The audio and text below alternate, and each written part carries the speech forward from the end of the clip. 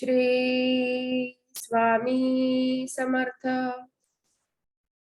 श्री साईनाथ महाराज की जय.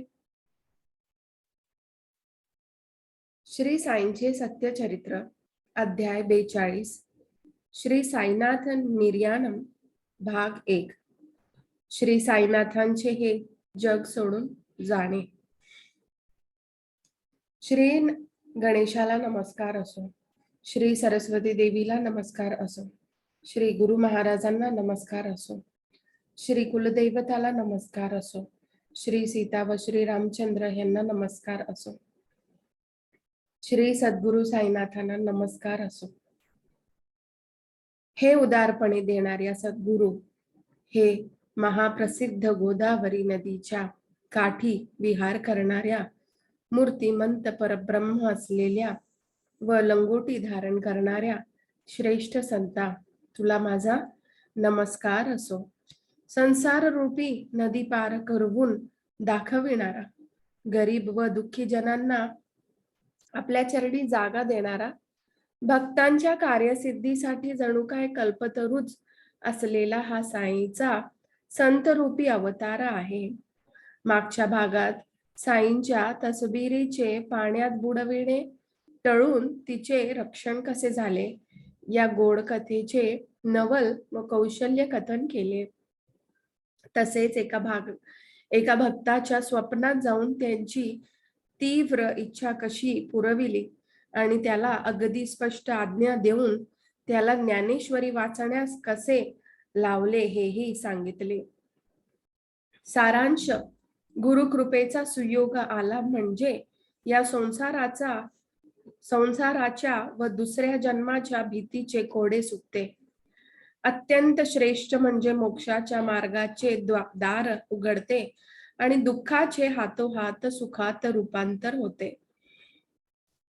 सद्गुरूंच्या चरणांचे नित्य स्मरण केले असता विघ्नांचे विघ्न पण नाहीसे होते. मरणाला मरण येते आणि संसारातील दुःखांची आठवण राहत नाही.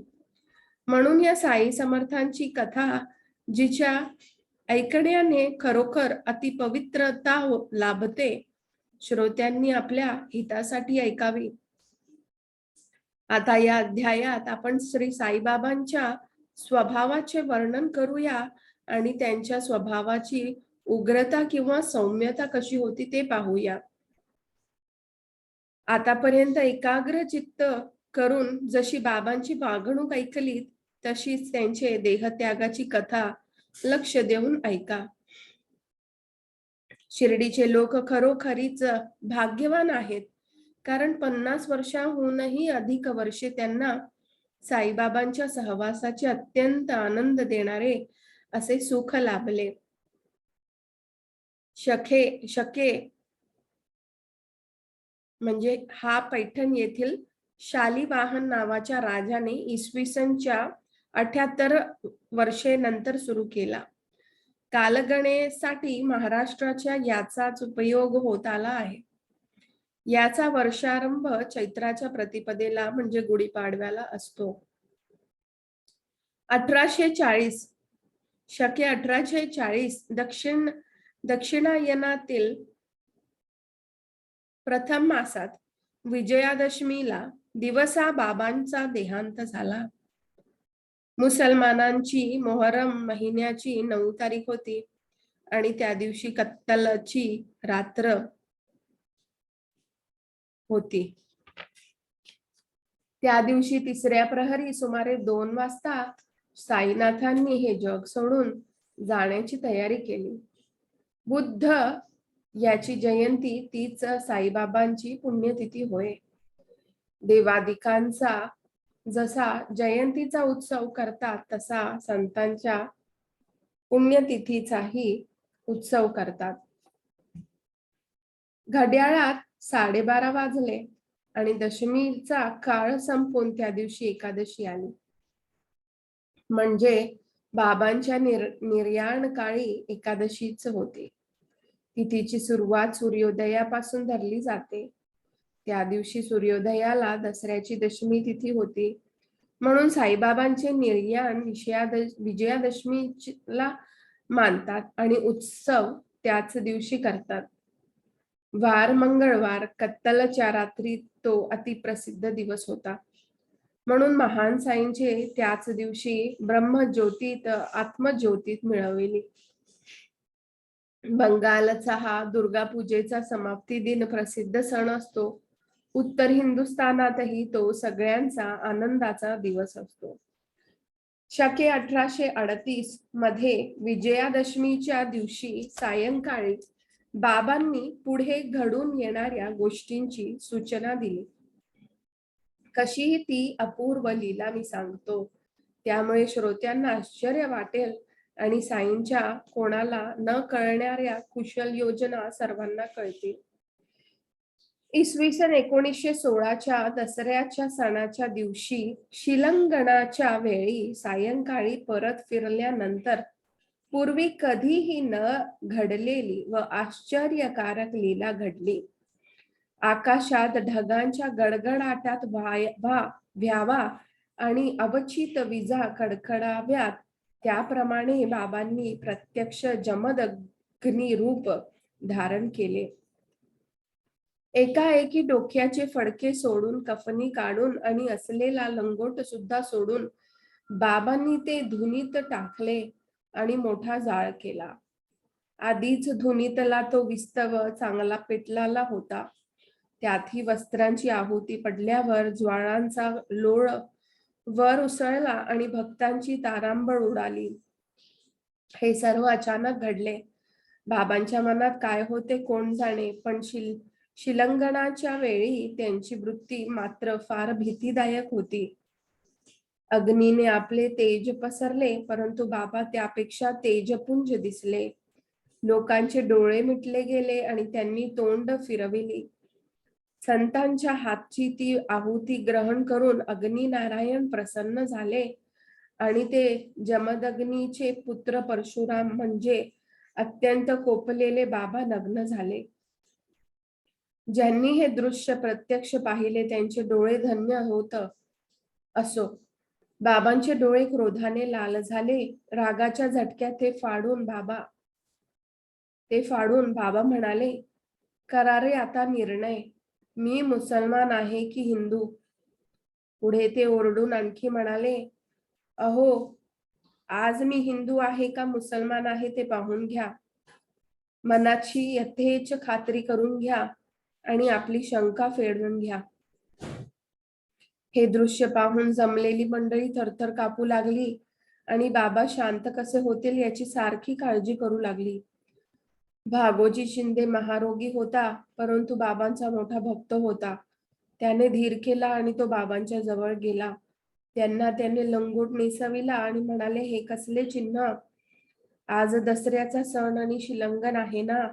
त्यावर बाबा म्हणाले, माझे हेच शिलंगण, आणि जोर जोराने आपला सटका आपटू लागले.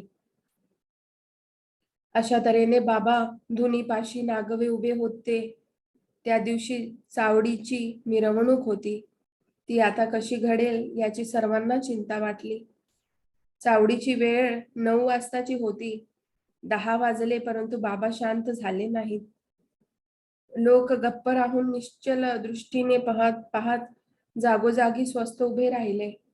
होता 11 वाजले आणि बाबा थोडे शांत झाले. कोरा लंगोट नेसून कफनी वगैरे कपडे घातले. चावडीची घंटा झाली. आधी स्वस्थ बैसलेले मंडळी पालखीवर शृंगार चढविला आणि आज्ञा घेऊन ती अंगणात आली. चांदीचा दंड, पताका, चौऱ्या, छत्र, निशाणे वगैरे सहित एखाद्या राजाला शोभेल असा मोठ्या थाटाने मिरवणूक सजवली गेली आणि बाबांची स्वारी नेहमीप्रमाणे एक दिवसा आड बाहेर जाण्यास निघाली. अनेक वाद्यांचा एकच कल्लोळ उठला आणि साईनाथांचा जय जयकार झाला. त्या शब्दांच्या उंच स्वरांच्या ओळ्यांचे काय वर्णन करावे. जिकडे तिकडे आनंदाचा पूर लुटला होता. मग बाबांनी एक धडधाकट पांढरा फडका झटकून स्वच्छ करून डोक्याला गुंडाळला आणि चिलीम, तंबाखू व सटका हातात घेऊन ते निघाले. जणू काही चावडीसाठी हाच चांगला मुहूर्त होता. कोणी छत्री, कोणी चवरी, कोणी सुंदर मोरचेल, कोणी डटके किंवा अबदागिरी किंवा वेत्रदंड हातात घेऊन निघाले. अशा प्रकारे निमित्त करून बाबांनी सगळ्यांना सुचवले की संसार सागराची सीमा ओलांडण्याला दसरा हाच एक चांगला मुहूर्त आहे. त्यानंतर बाबांनी शिर्डीकरांना एकच दसरा दाखविला आणि पुढच्या दसऱ्याचा चांगला मुहूर्त म्हणून त्या दिवशी आपला देह पृथ्वीला अर्पण केला. हे केवळ सुचविलेच नाही तर स्वतः अनुभव देऊन दाखविले. आपल्या शरीररूपी वस्त्राची योग सामर्थ्याने उत्पन्न केलेल्या अग्नीत याच दिवशी आहुती दिली. इसवी सन 1918 सालचा तो दसरा सण होता. तोच बाबांनी खरा सुमुहूर्त केला आणि आपल्या ब्रह्मस्वरूपात समरस झाले. असाच बाबांचा आणखी एक अनुभव लिहिता लिहिता मनाला आठवला की हा विजयादशमीचा दिवस आधीच ठरलेला होता. शिर्डीचे रामचंद्र दादा कोते पाटील एकदा रोगाने अतिशय पिडलेले होते. जीवावरचा संकट त्यांना सोसवत नव्हते. त्या रोगाचे भोगणे त्यांना फार त्रासदायक झाले होते. कोणता उपाय बाकी राहिला नव्हता. मग जेव्हा दुखण्याला आळा बसेना तेव्हा त्यांना जगण्याचा कंटाळा आला आणि पाटील फार त्रासून गेले. मनाची स्थिती अशी झाली असता एके दिवशी मध्यरात्री बाबांची मूर्ती एकाएकी त्यांच्या उशापाशी प्रकटली. पाटलांनी त्यांचे पाय धरले आणि निराश होऊन त्यांना म्हणाले, बाबा, मला मरण नक्की कधी येईल तेवढे सांगा. या आयुष्याचा कंटाळा आला आहे. मला मरणाची चिंता वाटत नाही. मरण कधी मला भेटायला येईल याची मी वाट पाहत आहे.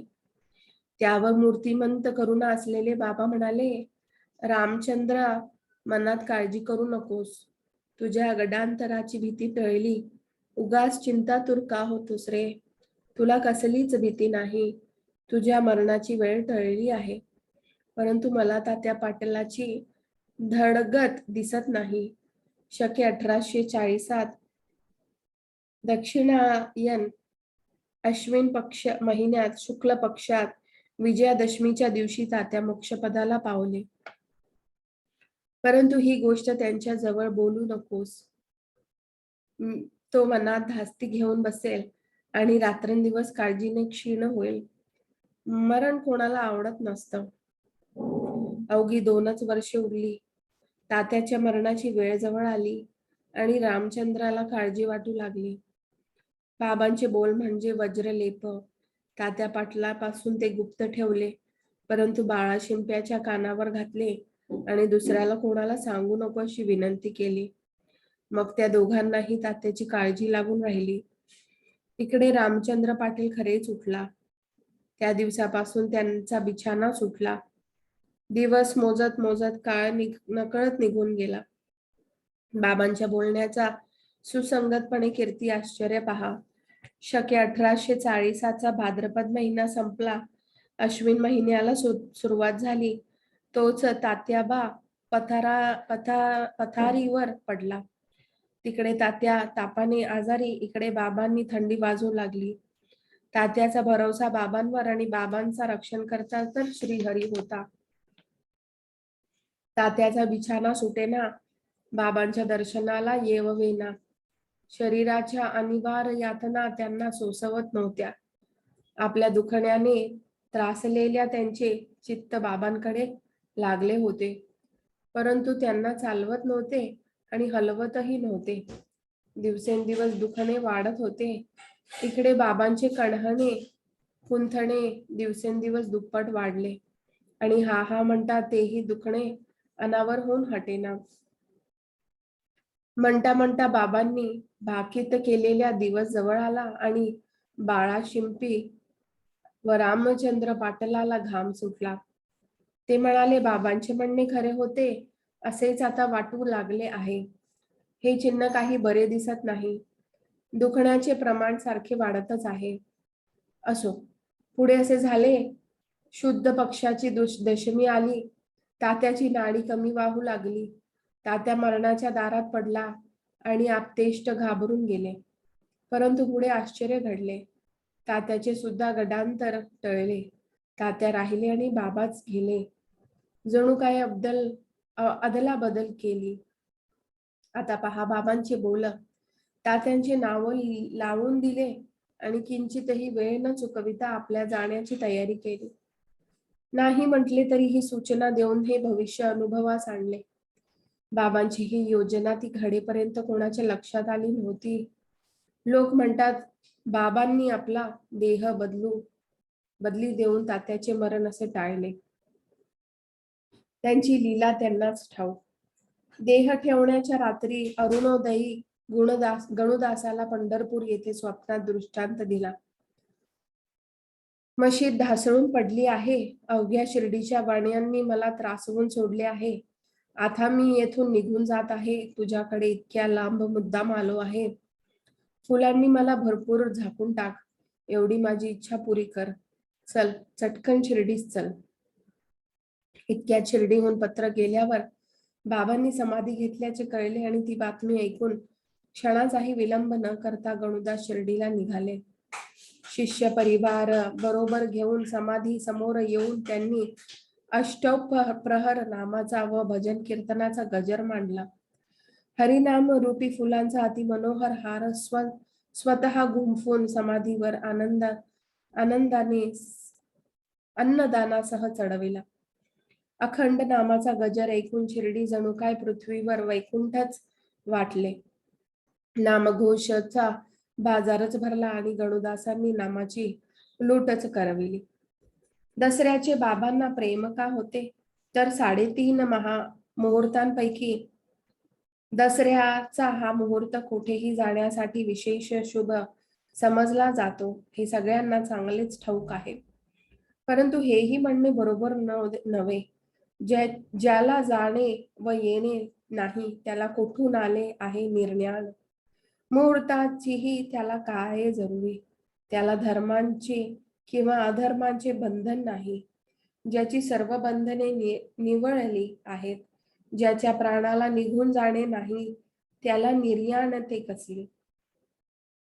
ब्रह्मैव संब्रह्म्याप्तेति हे बृहदारण्यक उपनिषदातील अध्याय 4 ब्राह्मण 4 मधील 6व्या मंत्रातील शब्द आहेत.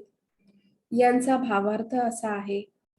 काहीही इच्छा न करणाऱ्या पुरुषाला कर्मफल नसल्याने त्याला पुनर्जन्म नसतो. म्हणून त्याच्या प्राणाचे उत्क्रमणही नसते. तो या जगातच ब्रह्मरूपाला प्राप्त होत असतो. अशा साई महाराजांना येणे जाणे नाही.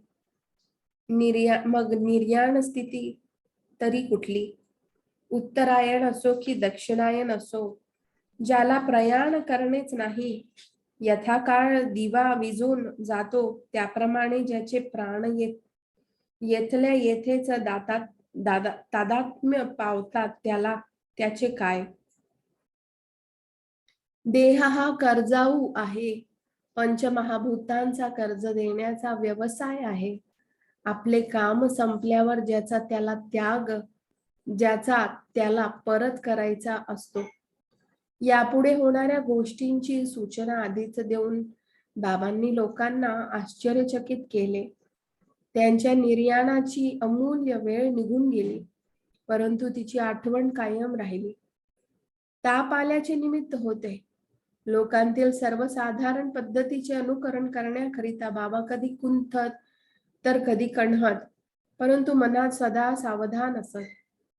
दिवसा 8 गटका भरल्यावर निर्याण काळ जवळ आल्यावर साईबाबा आपणहून पूर्ण सावध व स्वस्थ चित्ताने उठून बसले. त्यावेळेचा त्यांचा चेहरा पाहून मंडळींच्या आशारूपी समुद्राला भरती आली आणि ती भयंकर अभद्र वेळ टळली असे सगळ्यांना वाटले. असो. याप्रमाणे खिन्न होऊन चिंता करीत सर्वजण बसले असता बाबांचा निर्वाण काळ जवळ आला आणि काय गोष्ट घडली ते ऐका. प्राण सोडण्याला एखाद्या क्षणाचा अवकाश असताना बाबा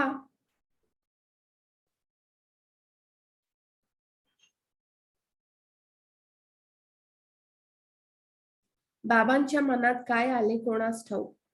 ती दान धर्म करण्याची वेळ जाणून त्यांनी कफनीच्या खिशात हात घातला.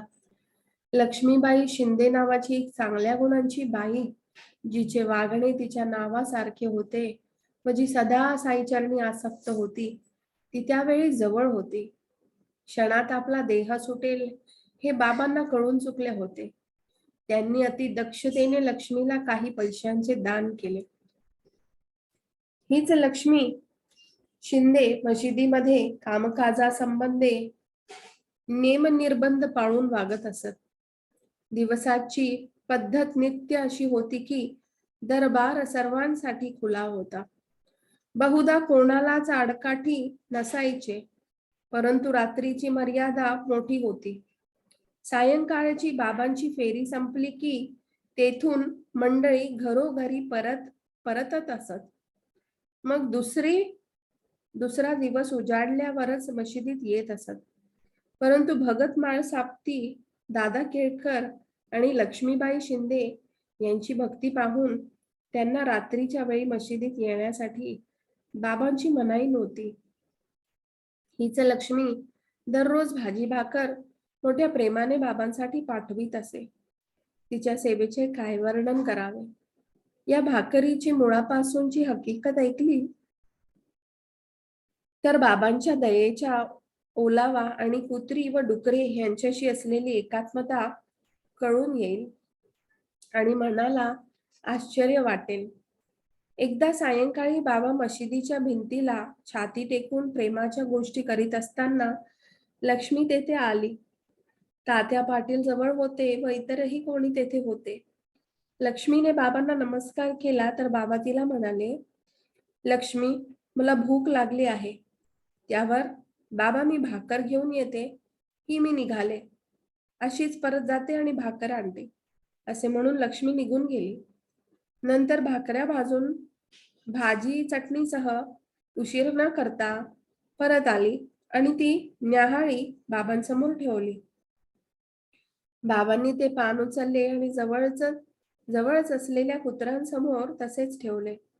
हे पाहून लक्ष्मीने लगेच विचारले, मी जी इतकी घाईघाईने गेले आणि हातोहात भाकऱ्या भाजल्या, त्याचे हेच का कौतुक? कुत्र्यांची मात्र खरी चैन करून दिली. तुम्हाला भूक लागली होती, पण त्या भुकेचे काय कौतुक?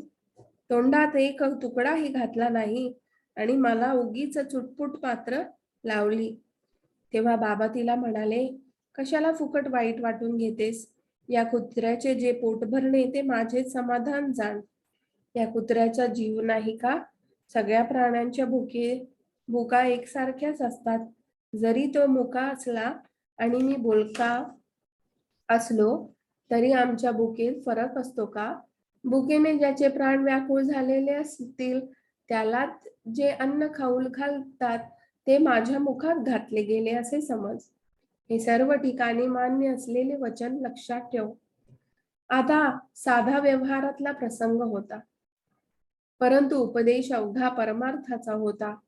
साईबाबांचे असे उपदेशवर बोलणे म्हणजे प्रेम साचे परिपक्व फळ होते. प्रपंचाची सोपी भाषा बोलून परमार्थाची रूपरेषा ते आखीत असत. कोणाचेही वर्म किंवा दोष न दाखविता भक्ताला गोड उपदेश सांगून संतुष्ट करीत असत. त्या दिवसापासून बाबांच्या उपदेशाप्रमाणे लक्ष्मीची भाकर सुरू झाली. दररोज ती भाकर दुधात बारीक चुरा करून प्रेमपूर्वक ठेवीत असे.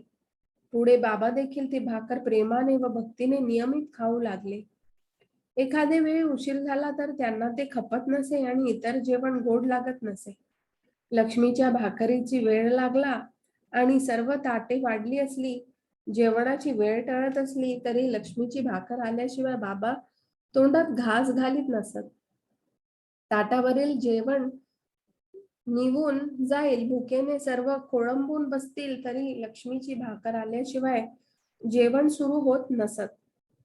पुढे काही दिवसांनंतर तिसऱ्या प्रहरी बाबा लक्ष्मीच्या हाती शेवया मागवीत आणि शेजारी बसून मोठ्या प्रेमाने त्या अगदी ठराविक प्रमाणात खात असत आणि शिल्लक राहिलेल्या राधाकृष्णाबाईला देत असत.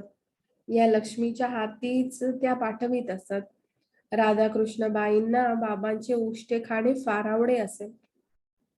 देह विसर्जनाची कथा चालली असताना ही भाकरीची भाकड कथा कशाला, असे श्रोत्यांनो म्हणू नका. ही कथा साईंच्या सर्व व्यापकता दर्शविते. हे जे सकल चराचर दृश्य दिसते त्यांच्याही पलीकडे अत्यंत श्रेष्ठ असा साई सदा भरलेला आहे. तो अजन्म आहे आणि त्याला मरण नाही. या कथेच्या पोटी हेच एक तत्व आहे. अशी ही लक्ष्मीची गोष्ट एकाएकी सहज आठवली, ती श्रोत्यांसाठी आठवली होती असे मी मानतो. असो, अशा लक्ष्मीच्या सेवेचा साईंना विसर कसा बरा पडेल. त्यांच्या ती लक्षात असलेल्याच्या कौतुकाची हकीकत श्रोत्यांनी आदरपूर्वक ऐकावी. जरी प्राण गळ्याशी आला होता, शरीर अगदी गळून गेले होते आणि अंगात शक्ती नव्हती, तरी देह त्यागाच्या वेळी बाबांनी तिला आपल्या हातांनी काही दान दिले. एकदा 5 व एकदा 4 रुपये खिशातून बाहेर काढून तिच्या हातावर ठेवले. हेच बाबांचे शेवटचे कार्य होते. काय हे 9 प्रकाराने करायच्या भक्तीची खूण, की नवरात्रीचे दुर्गा मातेचे पूजन झाले आणि आज दसऱ्याच्या दिवशी शिलंगण म्हणून ही सीमा ओलांडताना द्यायची दक्षिणा, की श्रीमद भागवत पुराण श्रीकृष्णाने उद्धवाला सांगितलेली शिष्याची 9 लक्षणांची स्थिती, ज्याची साईबाबा आठवण करून देत होते. भागवताच्या 11व्या स्कंधाच्या 10व्या अध्यायातील 6व्या श्लोकाचे हे कौतुक पहा. त्यात शिष्याने गुरुकडून कमाई कशी करवून घ्यावी आणि त्यासाठी कोणत्या तऱ्हेने वागावे हे सांगितले आहे. आधी पूर्वार्धात 5 सांगितली आणि उत्तरार्धात खरेच 4 सांगितले आहे. बाबांनी देखील असाच क्रम धरला होता. जणू काय त्यांच्या मनात हेच सांगण्याचा उद्देश होता. शिष्य अमानी दक्ष निर्मत्सर निर्मम, गुरुसेवापर व परमार्थ जिज्ञासा तत्पर असावा. तसेच त्यांचे अंतःकरण सदा निश्चल असावे. त्याला असूया मुळीच ठाऊक नसावी आणि गुरु पुढे त्याने उगाच वायफळ बडबड करीत नसावी.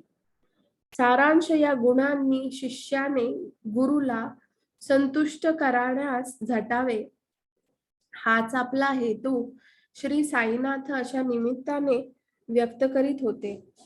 संत आपल्या भक्तांच्या कल्याणासाठी सदा कृपा करणारे असतात. लक्ष्मी स्वतः खाऊन पिऊन सधन होती. 9 रुपयांचे तिला काय एवढे, तीही तितके ओवाळून टाकील, परंतु हे दान तिला अपूर्व होते. परम थोर असे तिचे वेगळे भाग्य होते. म्हणून साईंच्या स्वतःच्या हातांनी साई कृपेच्या कौतुकाची 9 रत्नांची रांग तिला मिळाली. असले 9 रुपये कितीतरी खर्च झाले असतील आणि होतील सुद्धा, परंतु हे तिला मिळालेले दान अगदी अपूर्व होते, की जे जीवात जीव असेपर्यंत तिला साईंची आठवण देत राहिले. देहावसान जवळ आले तरीही लक्ष ठेवून 4-5 मेळ घालून बाबांनी लक्ष्मीला आयुष्यभर आपली आठवण देऊन ठेवली. असा सावधपणा दाखवून जवळ आलेल्या मंडळींना जेवण करण्यासाठी पाठवून दिले. मात्र गावकऱ्यांपैकी 1-2 मागे बसविताना दिसले. काही प्रेमळ भक्तांनी वेळ कठीण आलेली पाहून बाबांपासून न जाण्याचा हट्ट धरला, परंतु मरणसमयी मोहाच्या संकटात पडेल की काय म्हणून त्या सगळ्यांना बाबांनी जणू काय घाईघाईने पिटाळून लावले. निर्याणाची वेळ अगदी जवळ आलेली जाणून श्रीमंत बापूसाहेब बुट्टी, काकासाहेब दीक्षित वगैरे बाबांना वाड्यात जा आणि भोजन करून मग या असे म्हणाले. आपल्या भक्तांची अशी चिंताग्रस्त अवस्था पाहून बाबांची आपल्या मनाची चलबिचल झाली आणि त्या सगळ्यांना जा जा जेवून या अशी आज्ञा त्यांनी केली. असे हे नित्याचे सोबती रात्रंदिवस अगदी जवळ वावरणारे सखे जरी मनाने अस्वस्थ होते तरी आज्ञा झाल्याने जाण्यासाठी उठले. आज्ञाचे उल्लंघन करवेना, सोबतही सोडवेना आणि बाबांचे मनही मोडवेना. शेवटी ते वाड्यात भोजनाला गेले. बाबांच्या दुखण्याचे प्रमाण भयंकर वाढलेले होते. कुठले जेवण आणि कुठले खाणे बाबांजवळ प्राण गुंतले होते. बाबांची आठवण मनातून एक क्षणही दूर करणे सहन होत नव्हते. असो, जाऊन जेवायला बसले इतक्यात पाठोपाठ बोलावणे आले आणि अर्धपोटीच धावत आले तर ते भेटीला मुकले. आयुष्य मर्यादा रूपी तेल संपल्यावर, प्राणरूपी ज्योत मंद झाल्यावर बाबांचा देह बयाजी पाटलाच्या मांडीवर विसावला. नाही पडून किंवा निजून पण स्वस्थपणे गादीवर बसून अशा प्रकारे आपल्या हस्ते दान धर्म करून बाबांनी आपल्या देहाचे विसर्जन केले. साई समर्थांचे मनोगत कोणालाही न कळता त्यांनी हातोहात आपला देह टाकला आणि ते ब्रह्मभूत झाले. देहाचा व मायेचा बुरखा पांघरून संत या जगात अवतार घेतात आणि लोकांचा उद्धार करण्याचे कार्य संपले म्हणजे लगेच अव्यक्तात समरस होऊन जातात. नट नाना प्रकारचे सोंग धरतो परंतु मनात आपणा स्वतःला पूर्णपणे ओळखत असतो. म्हणून पूर्णपणे स्वतःच अवतार घेतलेल्या मरणाचे संकट ते कुठले. लोकसंग्रहार्थ ज्याने अवतार घेतला, कार्य संपताच ज्याने अवतार संपविला, तो काय जन्म मरणाशी बांधलेला असेल काय? तो तर आपल्या इच्छेने देह धारण करीत असतो. परब्रह्म हेच ज्याचे ऐश्वर्य आहे त्याला मृत्यूची शक्यता कुठली? याच वृत्तीचा जो सदा अनुभव घेत असतो त्याच्यावर उत्पत्ती व नाश यांचा काय परिणाम होईल? कर्म करताना जरी दिसला तरी त्याने कर्म मुळीच केलेली नसतात. कारण मी पण नसल्याने कर्म करताना आपण ती करीतच नाही असे ते मानित असतो.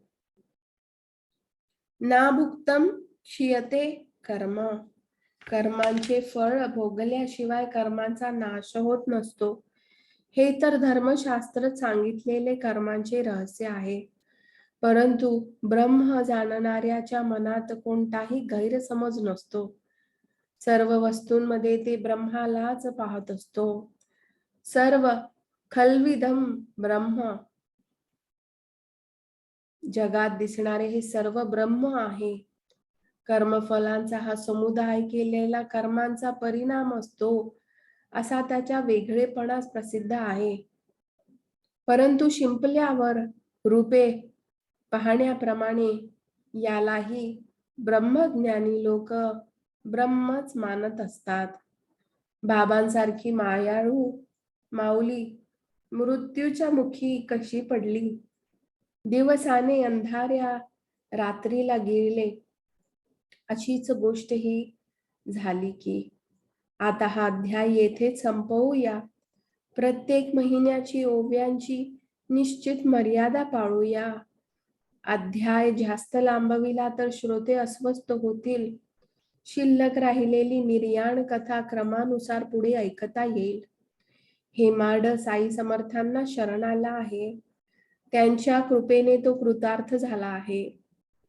सर्वांचे कल्याण असो अशा प्रकारे संत व सज्जन यांनी प्रेरणा केलेल्या भक्त हेमाड पंत यांनी रचलेल्या श्री साई समर्थ यांच्या सत्यचरित्राचा श्री साईनाथ निर्याणम एक नावाचा 42वा अध्याय समाप्त झाला. श्री सद्गुरु साईनाथांना अर्पण असो. सर्वत्र मंगल असो. श्री स्वामी समर्थ. श्री सद्गुरु साईनाथ महाराज की जय.